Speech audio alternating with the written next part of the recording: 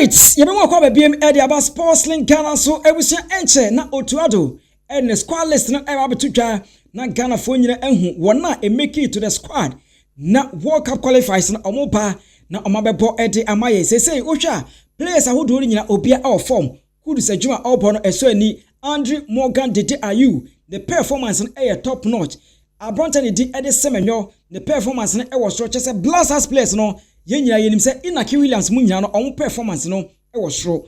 Now it's up to our technical bench, technical men Otuado, Wilfred Schaefer, and Desmond Ofre mo say on betimi aka emrante na bom na omo perform ye e the whole Ghana. But the question here is say would they be able say on beka emrante na bom na the required results are Ghana for everywhere no yensa kana and also ye topic for another day. Enti ebusuya sese ne de yenko rem ewo sports panorama a etimi etodwa ewo city sports na eho na komo media ya omonso baba mu e dissect niam a chese ensem edi hia editie yenko na yenko te se de enkomo no eko yewi. Looking forward to them. Will beating Madagascar and Chad erase the last 5 years of mismanagement and poor decisions and poor football? No, it won't. Will it suddenly make anything better? No, it won't. As a Ghanaian, I've become used to the team disappointing, wrong decisions being taken, poor football, poor management, beating two teams that used to be our minnows and now are possibly our mates or even our superiors now. It's not going to change much for me.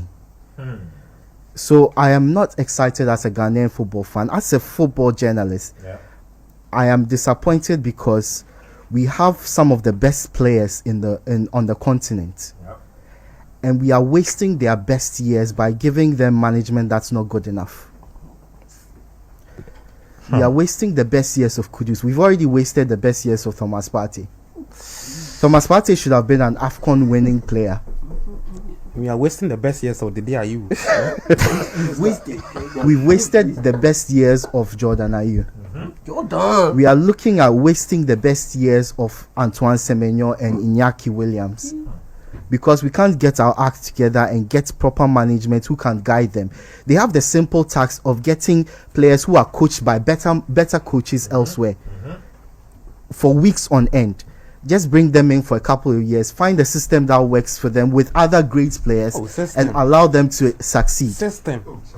But we are wasting it continuously, and I thought things would change a little bit after missing out on the AFCON. I thought after that we would get rid of every single person. But what we have is we've backed a manager who doesn't know what he wants to do, who is clearly not good enough at this level of football. We've backed him, we've kept him in charge, and he's succeeded in alienating a number of our players, of our quality players, and also basically getting 50% out of our star players. We've not been able to get 100% out of Kudus in fact, we are contributing to making Kudus's career worse. Exactly. We've contributed to making every single player on this team worse of internationally because of how we use them. They are reluctant to come and play for us because of it.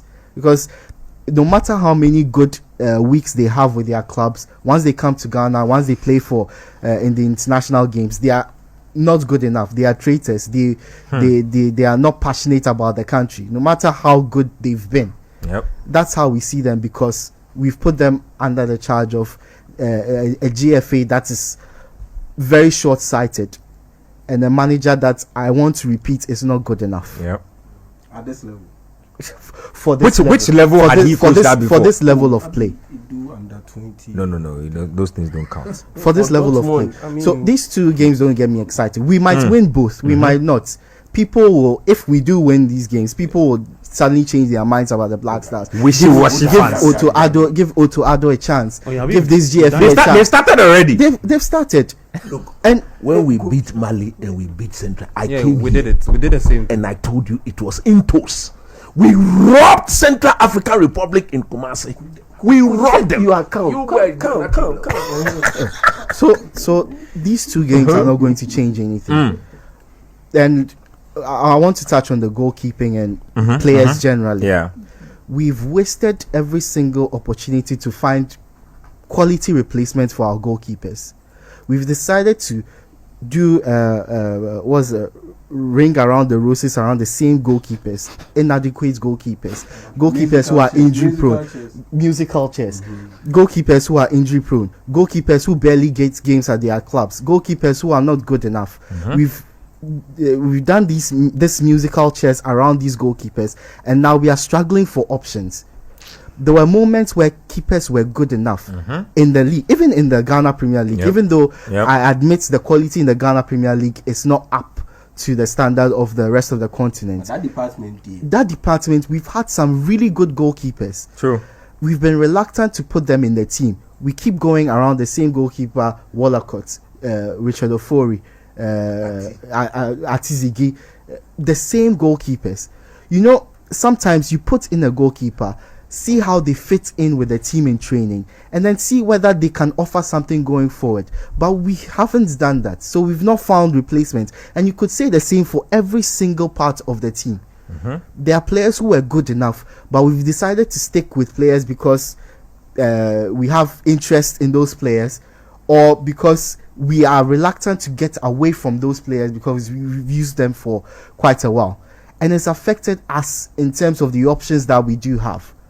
We've let so much talent go because we are unwilling to change, unwilling to waver on our indoctrinations, and we are unwilling to change. That's the basic point.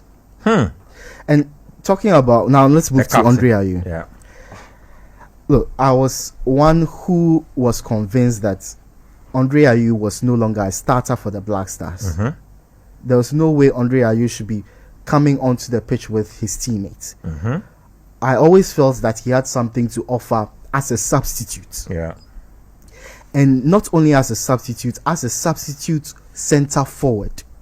That was where he would offer a lot to the Black Stars. Once you put Andre in, you are basically playing with one player fewer because he's not going to run around. And this current era of African football, of world football, players press a lot. Players are very energetic. So if you have one player that doesn't do that, you are basically disadvantaging yourself.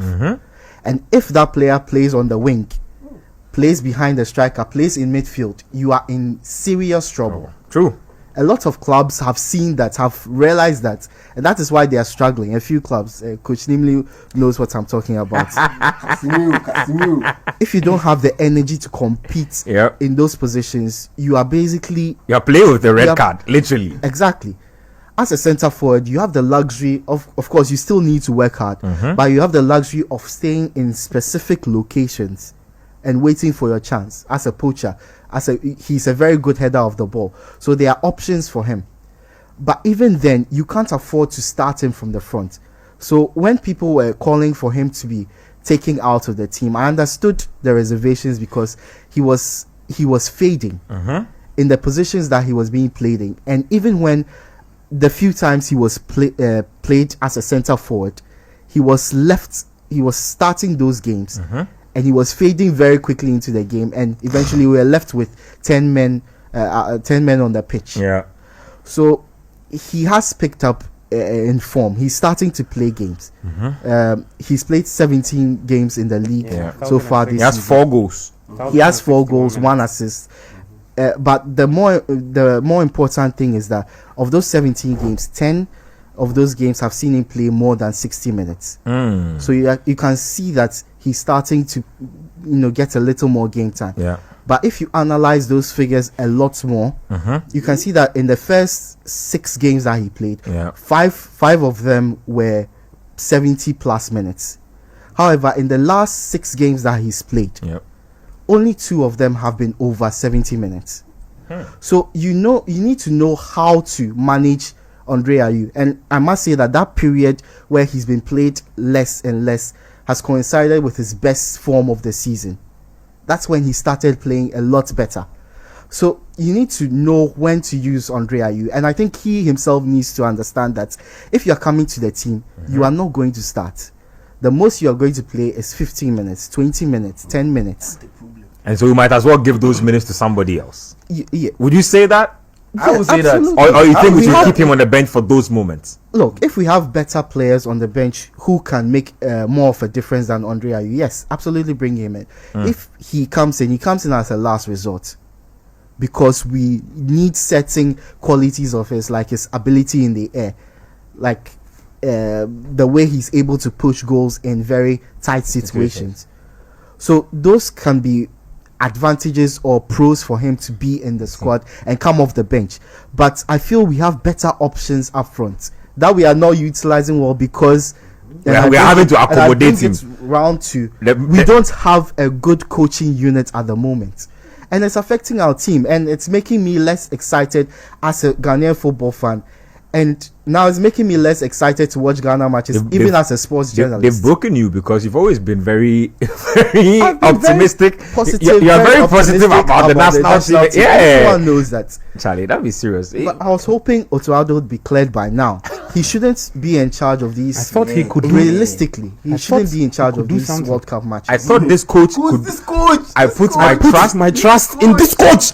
It's okay.